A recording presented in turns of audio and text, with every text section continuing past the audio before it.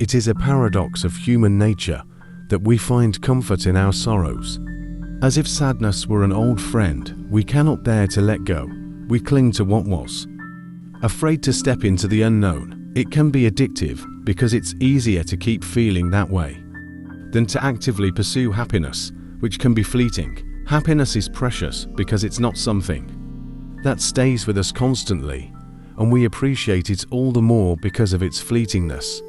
As a result, we try to cherish and cultivate moments of happiness whenever possible. However, suppressing or avoiding sadness altogether is not the solution for true happiness or mental well-being. All emotions, including sadness, need to be acknowledged and felt for you to be emotionally healthy human beings. Ignoring or denying your feelings of sadness can lead to greater unhappiness and a sense of misery.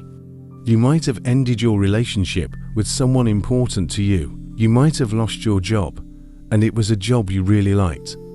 Or you might have experienced the loss of someone you deeply cared about. Whether you are 30, 40, or 60 years old, you feel like your life didn't turn out the way you hoped it would, and it makes you feel really unhappy. Of course, those are all valid reasons to be sad. It's normal for everyone to feel sad sometimes. It shows us how human we are, especially when we're going through tough times. Even though life can be tough, our ability to bounce back is beautiful. Sadness can be a safe place when life feels heavy.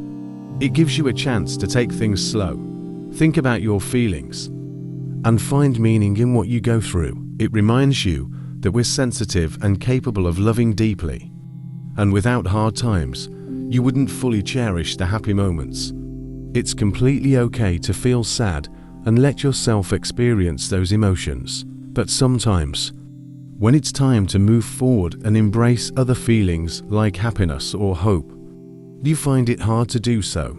Instead, you continue to stay in that state of sadness, almost like you've gotten used to it. Before you know it, you're stuck in this sadness, and it becomes your safe place. You can't seem to let go of it and try something different.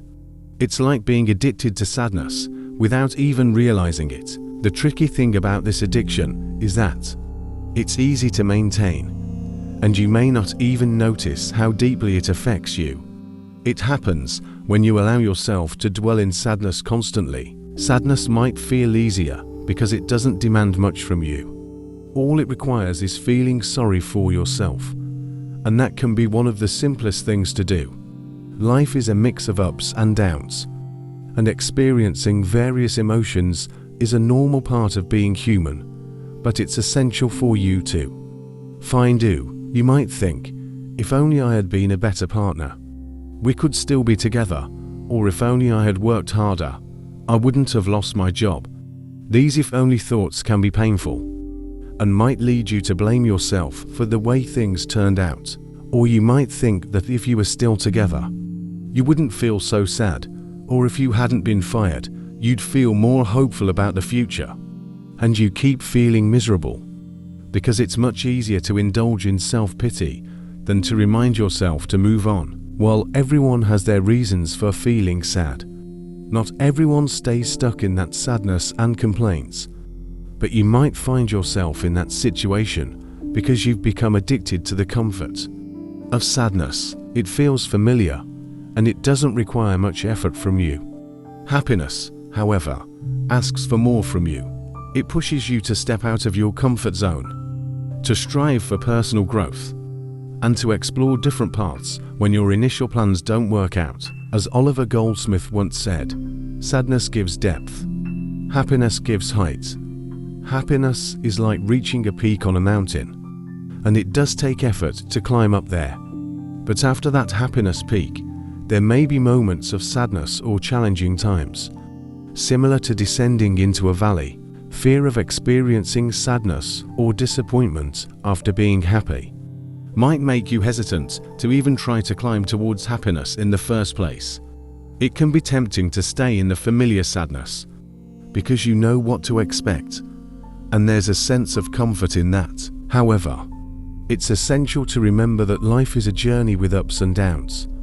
While sadness is a natural part of life, it's about finding a balance and being open to the different emotions life brings, even if it means taking some risks and facing challenges along the way. It's not always a drastic shift from happiness to sadness.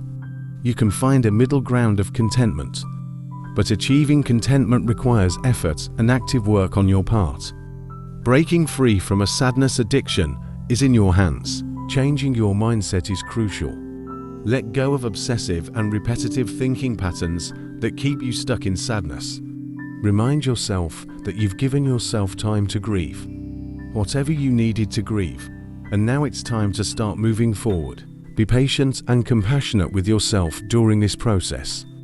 Healing takes time, but by actively working on it, you can gradually let go of the addiction to sadness and embrace contentment and happiness in your life. Remember, seeking support from friends, family, or professionals can be helpful along the way.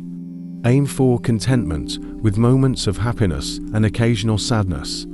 Each emotion has its place in life, and it's important to value and experience them all. Embrace the complexity of life with its ups and downs. It's more fulfilling than leading a plain life trapped in deep sadness. Remember, allowing yourself to experience a range of emotions and taking on challenges can lead to a more rewarding and meaningful life. So, my friend, if you let yourself wallow in sadness and stay stuck in it, you can lose the strength and motivation to break free from it. The longer you stay in that state, the more challenging it becomes to pull yourself out of it and find happiness again. So it's important to acknowledge your emotions, process them, and then take positive steps towards healing and moving forward. If you find this message meaningful and believe it could help someone else, please feel free to share it with them too. Thank you for listening. Wishing you a wonderful and beautiful time ahead.